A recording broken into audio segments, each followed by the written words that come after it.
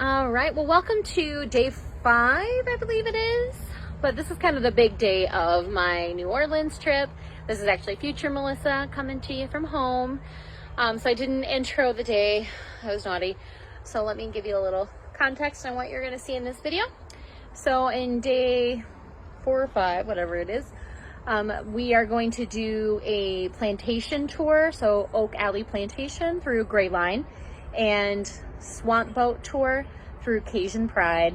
It's all a package with Gray Line, so I booked on Travel Advisor, but you can book directly through Gray Line as well.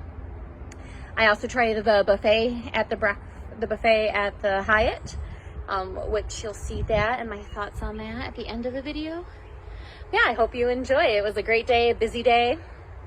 There is a little bit of a smudge on the lens of the camera when I'm going around Oak Alley. So sorry about that. Didn't know until I was editing. I still wanted to give you the content because there was a lot of great content in there and a lot of great information. I think it's a little bit of condensation kind of coming in and out of the Louisiana heat and air conditioning. So I'm sorry about that.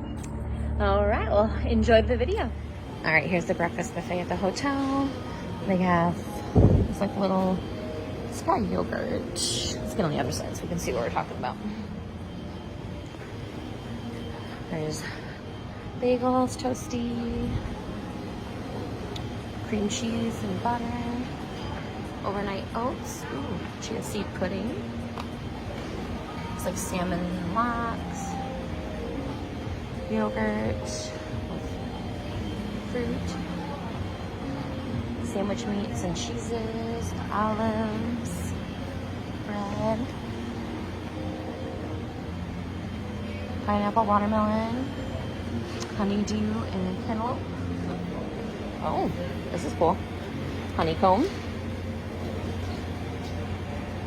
Ooh, pistachio croissants, butter croissants, a donut tree. Smells good. Cranberry muffins, jams, cereals. It's like granola. More cereals. Pineapple juice, orange juice, green juice on the other side, probably cranberry.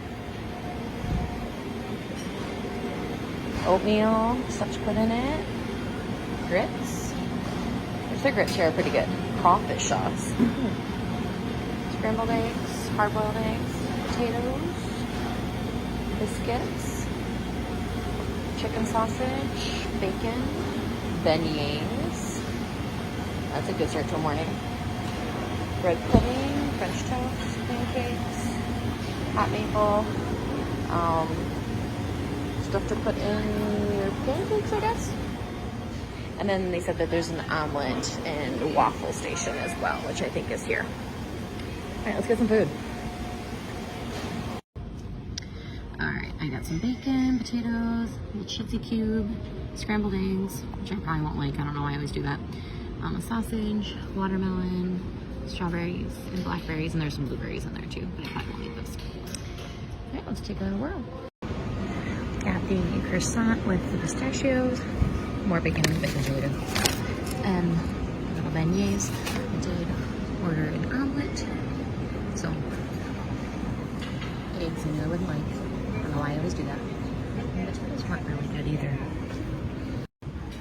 Here's my omelet. I did egg whites, bacon, and cheddar cheese. Let's see. All right, your Uber would drop you off back there. Then you need to come over the railroad tracks and then go here. A little confusing. Deep, much deeper than when it starts in the springs of Lake Itasca, Minnesota, over 2,300 miles up the river from where we are right now. And of course, the Mississippi River drainage is a massive area. Well, we count Lake Itasca as the true source of the Mississippi River. Rivers east in the Appalachian Mountains and the Great Lakes region in the north to the Rocky Mountains in the west all feed into the Mississippi River. If you were to take all of those areas, include all of the lands along them, it covers over 48% of the lower 48 states. That's an easy one to remember, right? So that's the kind of thing that we're talking about, and it has been here. Where New Orleans is today, a major hub of trade for about 500 years, meaning a couple of hundred years before the Europeans got here. So we're going to talk about all those things. that lovely old architecture. And if you're like me, if you didn't grow up here, you look down and you're like, oh, it's so pretty, it's so old, it's so very French. And then somebody turns to you and says, no, it's not, it's mostly Spanish. Yeah, some of you are like, this doesn't look like Marseille, but it looks like a whole lot like old downtown San Juan, Puerto Rico here. You are on the right track. The French Quarter, although the start of the city of New Orleans, where the French would sit up next to a Native American trade post in 1718, is the old core of the city on the naturally occurring high ground. Where we are now is about 10 feet above sea level. We'll be traveling through areas that are about 8 feet below sea level. That's a fairly significant change. This whole part of the city was originally founded by the French. It was built in a French wooden colonial style, but unfortunately it turned out to be very flammable. Thanks, but also keeps the Mississippi River on its present course. Here in South Louisiana, there are 3 major courses the Mississippi River has gone along in human memory. We want to keep it on the current one. We prefer if we didn't have to turn New Orleans into a landlocked port city. You're going to see some of the industry on the river, both ocean-going vessels, as well as unpowered barges that carry up and down the river bulk agricultural and mineral goods. Almost all of the agricultural goods coming in bulk to the United States come up and down the Mississippi River network, and it is navigable all the way up to the Minneapolis-St. Paul area. If you are eating bananas anywhere in the country, it probably came along the Mississippi before it was distributed out. If you are drinking coffee that was roasted and ground in the United States, chances are good it came up and along the Mississippi River. And of course, especially coal brought down the river for us to power some of our refineries. Louisiana has some of the last coal-powered refineries.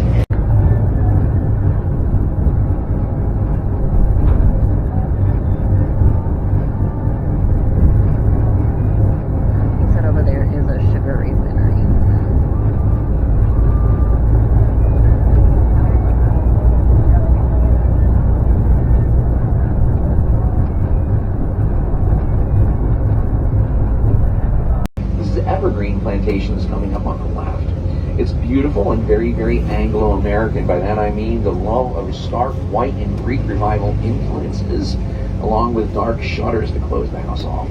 It is famous for its very decorative custom gate with a monogram on the front of it, and also for being modified from an older style of plantation home, adding the Greek revival columns as well as the double staircase. Now, why a double staircase? One for the women, one for the men. You wouldn't want to have those guys see a flash of ankle in the 1800s, would you? Trollop. Back parents. Garçon just means boy, so please don't snap your fingers and yell at your waiter, garçon, garçon. They won't take it very well. They know what it means. Garçonniers were literally where you stashed your teenage sons when they were uncivilized beasts. That sounds good to me. You all know the age that I'm talking about. The girls are not much better, but they would put the boys in their own home, let them basically have a cabin for a few years until they got to be a little bit more civilized again, when you could trust them being around other human beings. That's what garçonniers are. That's what I meant. We might need to bring that tradition back. Over here you are seeing Alley, though. This is where the truck is pulling out. This is the one for this plantation that went past the slave cabins. That is a former slave cabin right there. It's modified as a sharecropper cabin. The Whitney Plantation is a beautiful old West Indian style plantation home. Again, raised off the ground. Downstairs you have your storage. If it floods out, you lose the stored material, but you don't lose all your belongings. As we come around here, though, we're going to see other restored buildings. And Whitney is a very, very particular kind of experience because when it was created as a museum plantation starting in 2004, it specifically was set up to tell the story of the enslaved people on the plantations.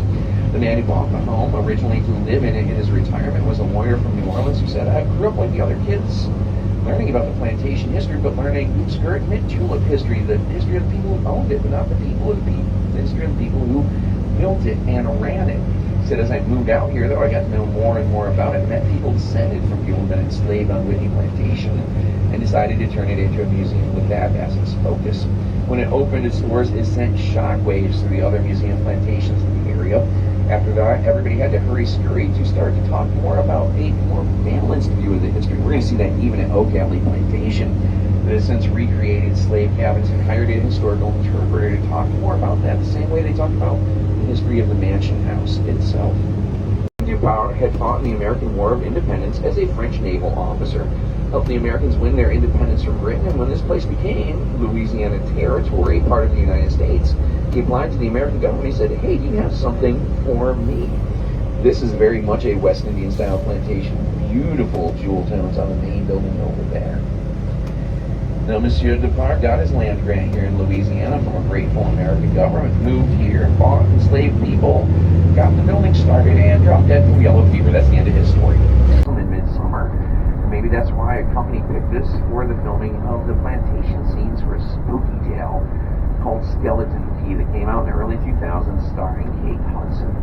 Now that has to go on my October watching every year. I love to watch this film. It involves a nurse from New Orleans coming out here to do a little hospice care for a man who can no longer communicate, only to get involved in all kinds of supernatural goings-on, strange events, weird recordings, Hollywood's version of voodoo, if not actually the religion that's practiced in New Orleans, body swapping and ancient curses.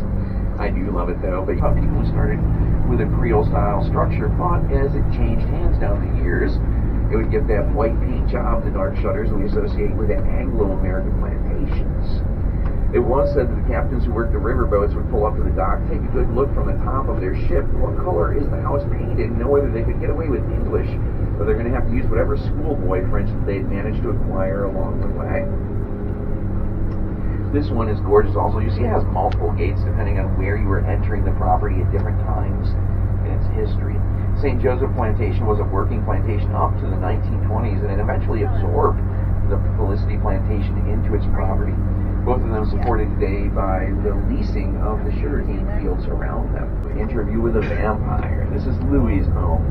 This is where Lestat will find him, seduce him, and turn him into an undead sucker. Eventually the slaves revolt and burn the whole place to the ground. Absolutely fantastic. Now we'll tap the break. Alright, we're at Oak Valley Plantation. We get to do a tour of the big house. I don't think I'm going to be able to record in there, but I can show you this out part. Very nice bus ride. Our guide is very good.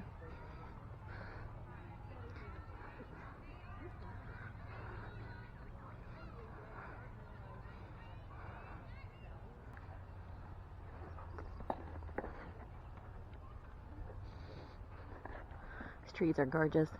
There was a little lecture. He didn't want me to record that, and I don't think I'm going to be able to record anything in the house, but I'll show you the outside before we go in. Plantation had brothers that owned others up and down. It's a long plantation, not a wide plantation.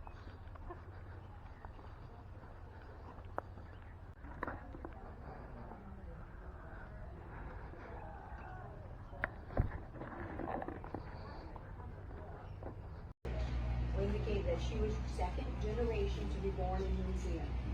Previous generation, Saint Domingo. And the generation before, France. The house tour was very good. Our tour guide was Jackie. Very nice, very knowledgeable. They don't allow pictures or filming in there. So I have a little bit out from the veranda.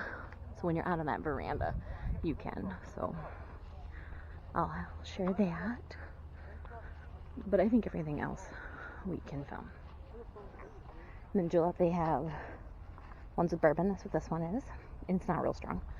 And then they have virgin ones, and then like twisted ones with lemonade and mint. This is very refreshing. This is better than Disney ones. Over there's going to be the overseer's cabin.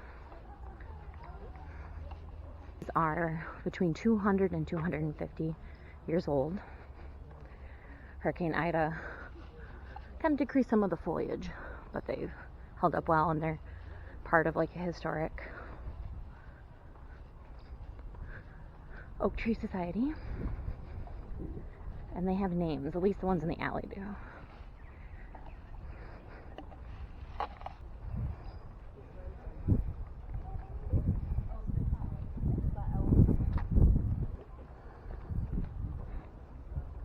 And I think it's talking about that one back there. He said that was the overseer's house.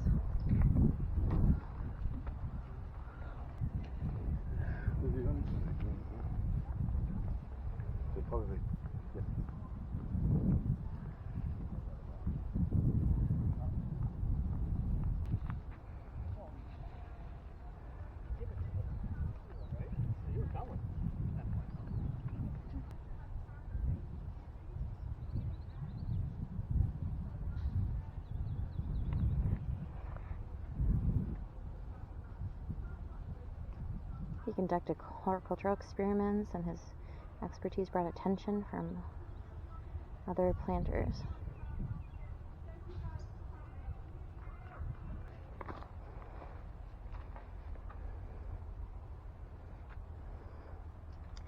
So the other guy said that generally it would be 3 to 6 people living in these sections.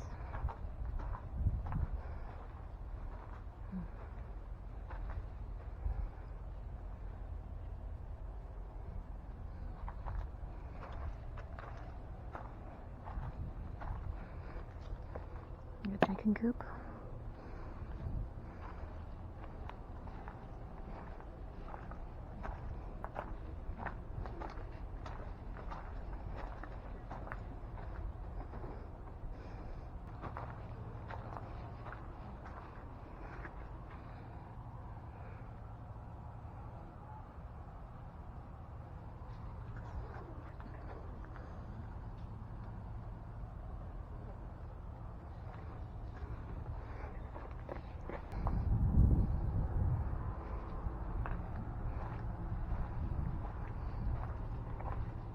So it's just like a cot on the floor.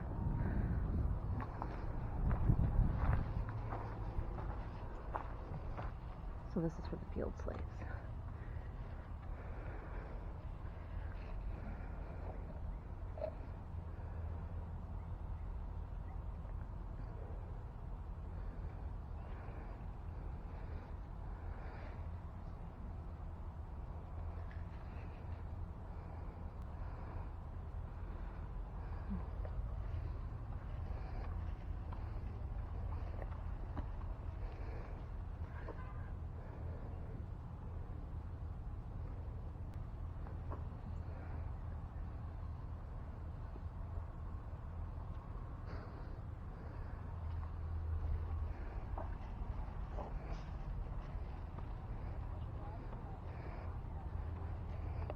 Sapphire. That's my son's middle name.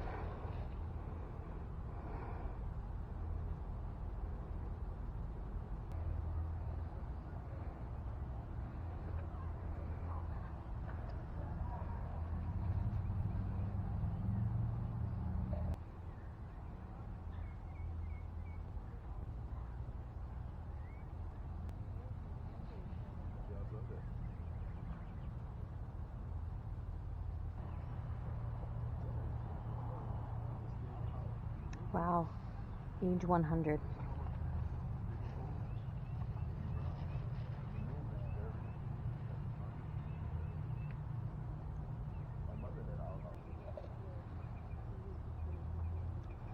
While cooks were usually listed as house slaves, Marie was labeled as a laborer, with a note that she was the cook for the Negroes.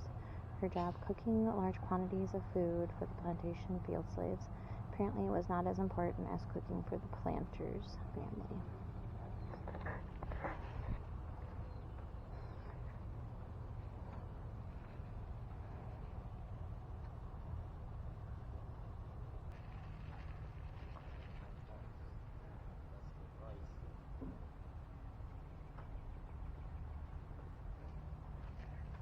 This is a sick house.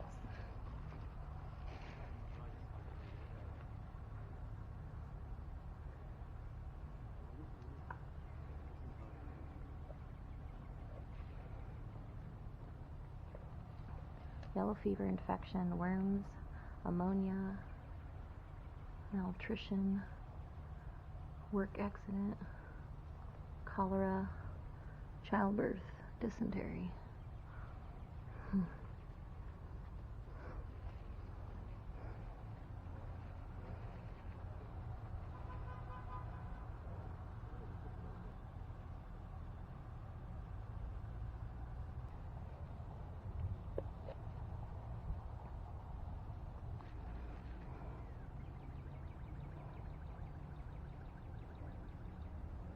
So he would bury the limbs that he amputated because he thought it would be reunited with the patient in the next life.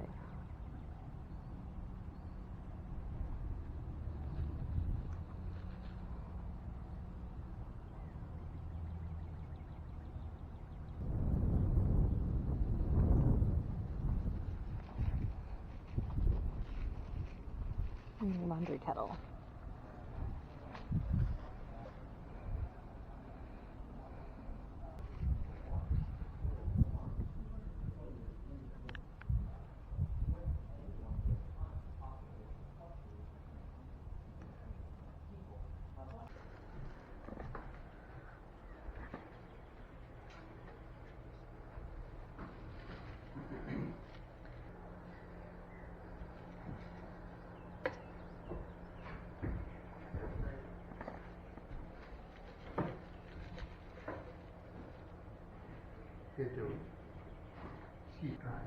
I heard ya.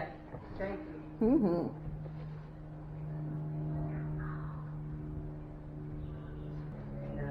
Ooh.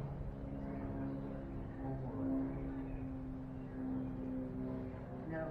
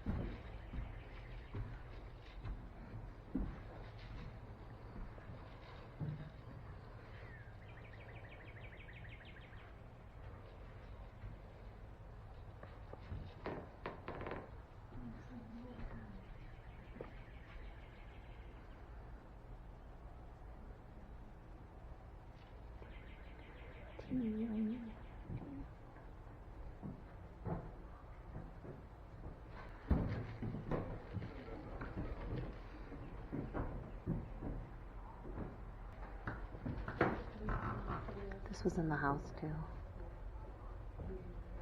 She said for how much they'd be worth now, it times it by 28.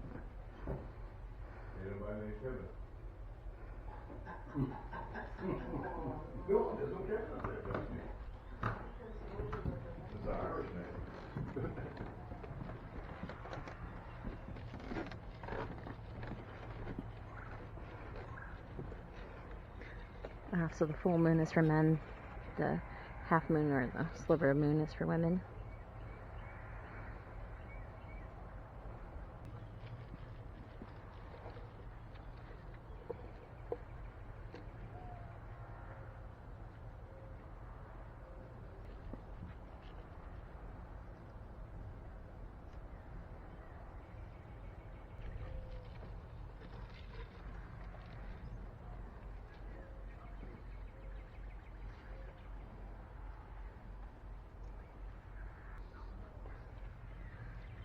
These are the post-emancipation quarters.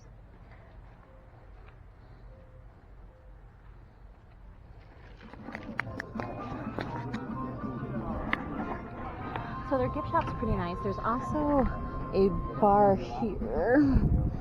And then there's the ice cream. There's a sit-down restaurant that's part of this. I had a big breakfast, so I'm gonna eat my Cliff Bar that I got from the conference. To buy a cold pop. Yeah.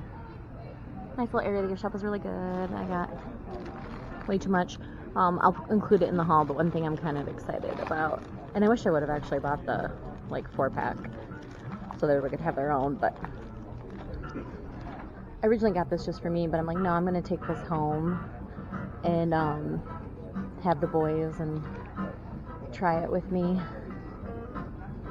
It's got beef and pork, so it's probably not all that scary. But one of the ladies at the conference had alligator, she said, and it said it was a lot like chicken. Alright, we have to get back on the bus at 1. It is 1:10. So 1:45, so I'm going to eat this Cliff Bar, go to the bathroom, and then head to the bus. If you do this tour through Gray Line, it does seem like you have a really long time here when they tell you the time frame. But it actually was probably just about right. I didn't really go around like the gardens area, but yeah, I think if I did, I would be just about. I pulled up close, you went too much of nothing. I got close, you went on. How much more it goes? Yeah, see that good? And there's some ducks up here too. Have you ever seen what the company comes are doing? I'm just checking. If you speak French, I go that route too, boo. I'm one of the only ones in the country that can do it good. But Creole, Cajun French, Paris French, and all that, Zacadie, Zacadillon, Quebec, you go, there you go. Take your pick of which one. My village of Pornish said mostly all first. I did a grocery store, the dollar store, the little hardware store. Little one goes. I got to see the bike folks. Well, I wonder if it's the remains of that otter on the left. Tiny, weird. Hi guys. They are cute. Yeah. And I'm going to take one again. I'm going to do it like a big one. We'll take it. What are they? It's like a deer. It's like a deer stand. Yeah, they made it on. I got to see them together, man. I see them make all of that too. If the pigs would have came out, they would have ate every scrap of that corn. Now earlier I threw some bird seed, cat food, dog food. We throw a lot of mixed up bait out. But like I told you, it's not always going to work. Everything is trying to scrap up, and everything is pregnant now, the pigs included, and raccoons too. Some of these gators, we've been watching them grow up since they were 2 feet long. Now the big one, that's a male right there. I'm going to see them right off. The other one to the left, I got one other one that's a female.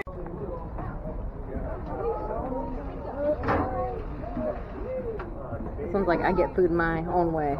There's a male, the one that was up there, the big one, yes. I seen him with a packer on there. It's up and never exposed. It's got 3 legs. It's not his leg. You were just scratching it, but you good? Let me make a little drum right in. How many you got over here? Where are the opponent?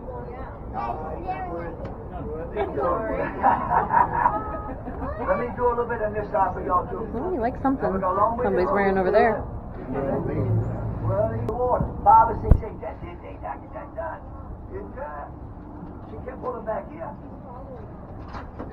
You don't wait that thing. Raccoon, coyote, deer, it's yeah. That's what you do. Bye, buddy. No, I hate to say it like that, like, they come to have the water breaks and then they come bubbling up. That what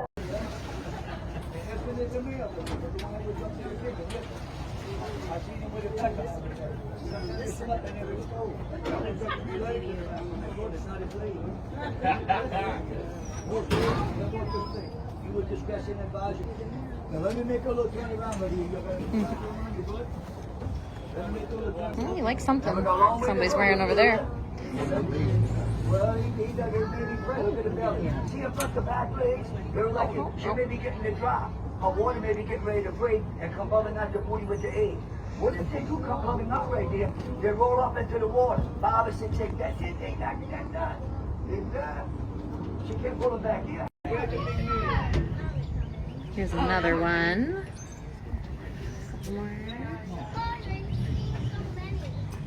Try a little bump right here.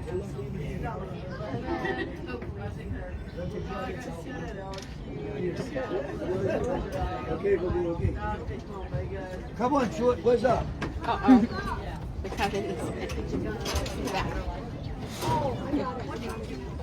No, boy, that's how I got to do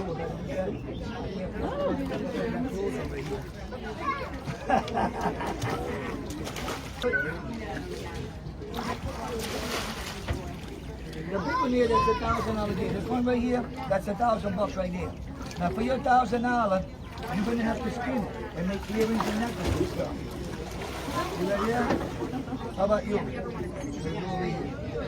Come on, chew it. Oh, wow. This morning I didn't even do this, but this morning I had that one big one. I threw a couple of baits out there. I don't like to mess with them too bad, but let them get a couple of bites. What's up, dude? Leave the doodle up. I see y'all going. Ole! I gotta mess with the blue bit. Alright. Now listen, have to spin it and make earrings and necklaces and stuff. How about you? Come on, chew it. Oh, wow. This morning I didn't even do this, but I'm get a couple of bites.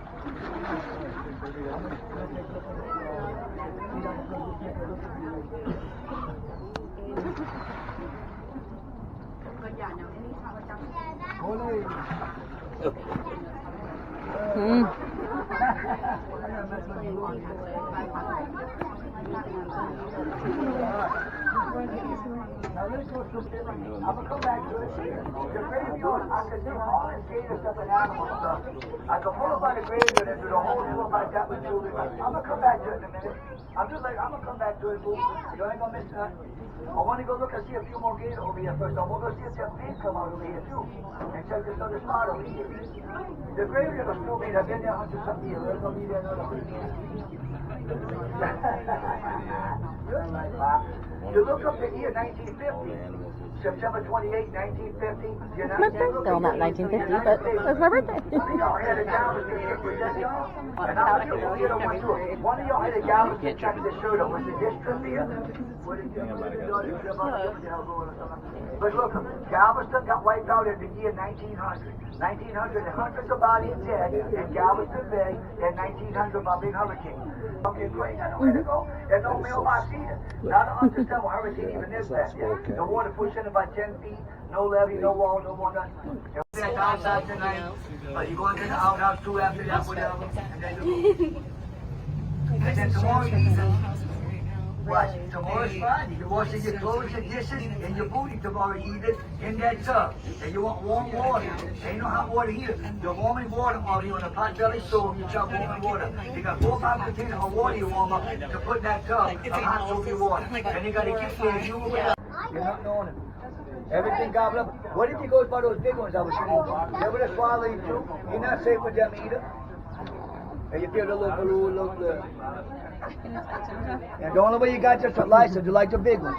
License for the little ones. But this year, on the first of the year, a lot of this got renewed, and they stricken down a couple. We had to keep the outer exhibit closed. We had the exhibit open there for a while. We had some people trying to break in and whatever, so we had to close the exhibit. Get to the bait. That's a whole new batch right here, Pop. We caught somebody at dock right there where I was waiting at, too. So they started to show up all year long. You could catch crawfish all year round. Now, you got to go find them. Back from Mardi Gras. If I could have found these on Mardi Gras, I could have made a small fortune. Not a fortune, I'd have made a living. See if they're going to make over here. But that's your crawfish here. Crawfish, crayfish. They're 4 months old here. They can start getting pregnant too at this age right here. So next year by this time, that's as big as what I just showed you. And that's the baby son and mother. In fact, looks like a couple of eggs didn't hatch out there. Them little dot, that's come from a little female in here. So there's your crawfish. Dome structure means there are no columns blocking the view to the field below you, and this roof the equivalent of 10 square acres of land.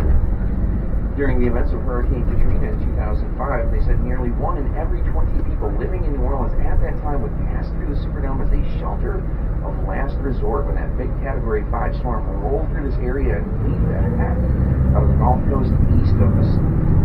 But while those facts are fascinating, that's not my favorite story about the Superdome. My favorite story about the Superdome involves what happened when they were building it. Because you see, in the same area where the sports complex is today, there used to be a old, beautiful, above-ground cemetery. It was the Girard Street American Cemetery. They had built it to rival the old downtown Creole Cemetery of St. Louis No. 1. And in its heyday in the 1800s, it really was beautiful.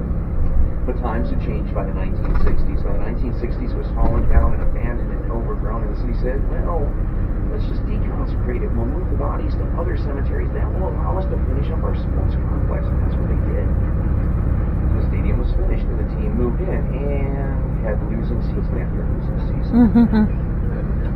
Well, people said it's clear what has happened. We have built the dome on top of a cemetery and we've named the team the Saints, and it was a Protestant cemetery. We need to do something about it. Our team is cursed. They said, well, the obvious thing to do is to do a little bit of interfaith diplomacy. Let's get the Archbishop of New Orleans to come down and do a blessing on the stadium. And they did. And the Archbishop, a big sports fan himself, came down and did that blessing. And they had losing season after losing season. Well, New Orleanians are very practical people. They said, clearly we've gone to the wrong religious group to get this job done. We know what we need to do. We need to recruit some of our modern-day voodoo queens. So, Cafe Beignet, a free pack of beignets and a iced cappuccino.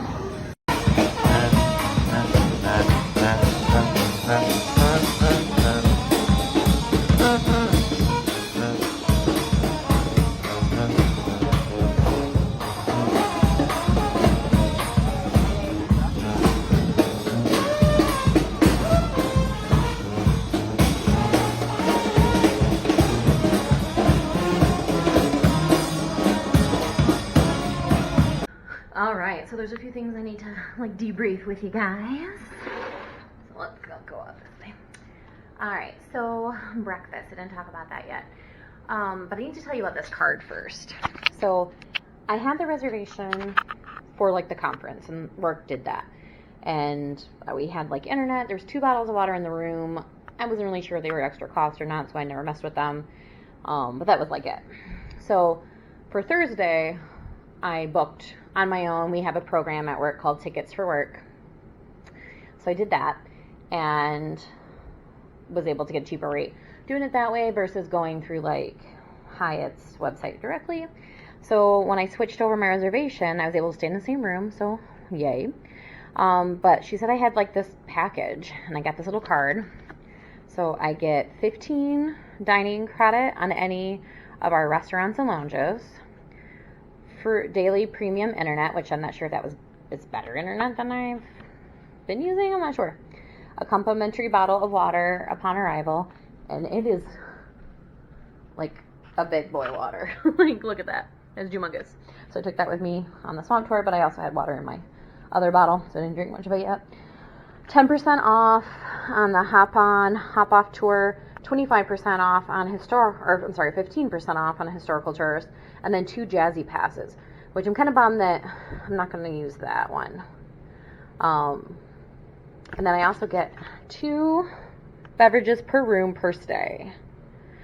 So Hyatt's exclusive canvas wine or draft/can beer. So this is valid for draft beer, can beer, or canvas wine based on seasonal selection. Must be surrendered at time of consumption. Has no cash value. Non-transferable. I can use it at Vidascope Hall or 8 Block Bar. So it's pretty cool. I didn't get any of that when I checked in for work. So now this will help with my thoughts on the breakfast buffet. So there were some cool items on there, but a lot of them weren't very good. So it was $28 after like tax, and then I think I did like a $2 tip. So it was $30 for it, ultimately. Definitely not worth that. I would say even if you didn't like tip, $25, $28 before the tip, still not worth that. Maybe you could, but with getting $15 off, so basically it cost me $15, I think it's worth it. When you can go, McDonald's now for a meal is like $9. So I think it was worth it.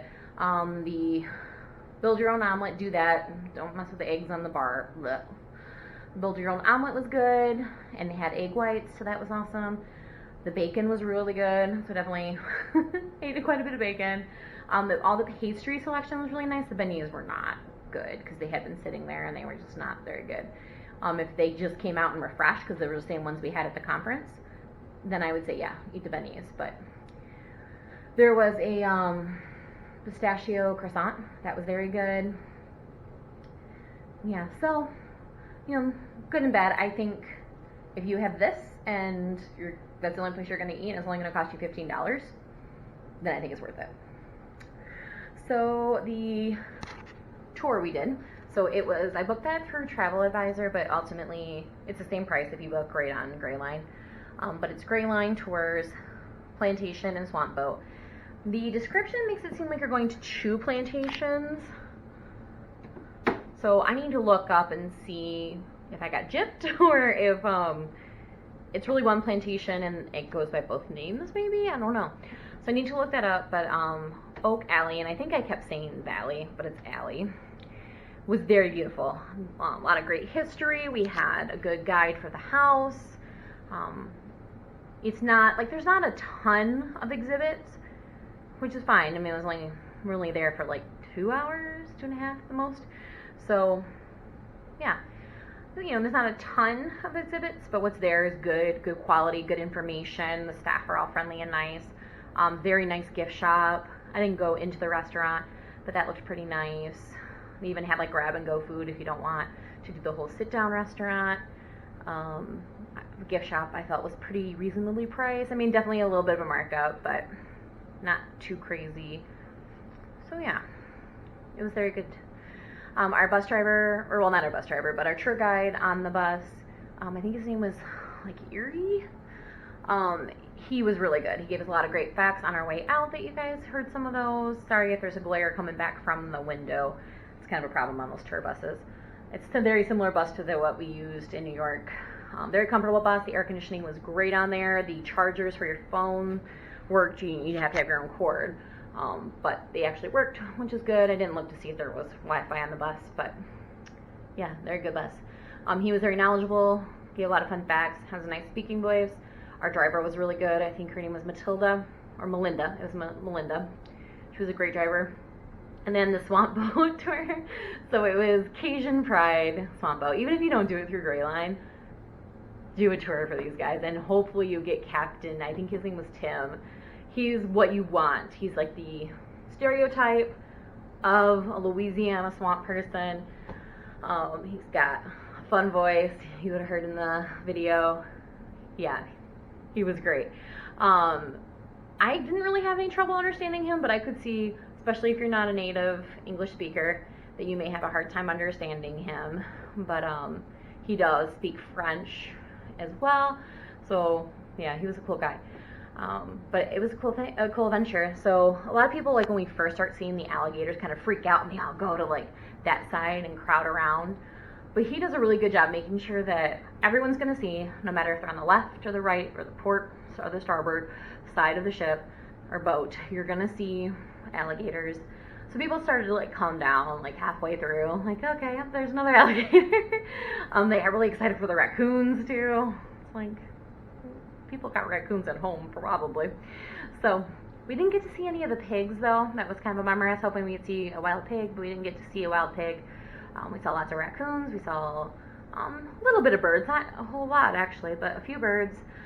And we actually ended up seeing a lot of alligators, and he like throws stuff in the water to incentivize them. He feeds them like with a stick. So we got to touch a baby alligator, we got to see some crawfish, and we got to see like mature crawfish, and we got to see like baby crawfish and like eggs of crawfish. So we got to see all that. He showed us some snakes that he had caught in our, like his property, and he put in jars. Yeah, it was it was a fun tour. He gives you a lot of interesting facts and information. And he's funny. He's like, you don't believe me? You can Google it. And so he was just a cool guy. So I definitely would suggest the Cajun Pride tours. I did hear that some other tours were letting you feed the alligators yourself versus him doing it with the stick. But it could be this size. Maybe they do that there. But we had a very, large group. We were on a tour bus. So that might be the difference. I'm not sure. But yeah, I think Gray Line's pretty good. I mean, all the staff I interacted with, we had a couple photographers and a videographer with us getting some stuff for Gray Line, and then like a manager or something. was there too. They were all very friendly. All the staff at Greyline are friendly.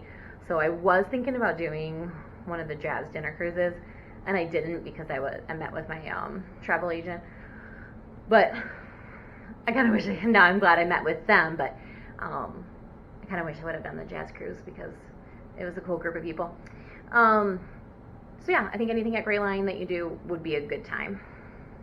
Then I went to Cafe Beignet to try their beignets against Cafe Du Monde. I like Cafe Du Monde better. So Cafe Beignets are bigger. They're a little bit more crispier, so if you like more of a crispy beignet. They came out really hot, which Cafe Du Monde didn't for me, but yeah. So they were good. I have 1.5 still left, so we'll see if I eat it tonight. Tonight's dinner is going to be leftovers, so this will be kind of the end of the video. I'm going to pack up. I'm going to use my, at least get one free drink tonight, and then go to bed. And then tomorrow's a travel day.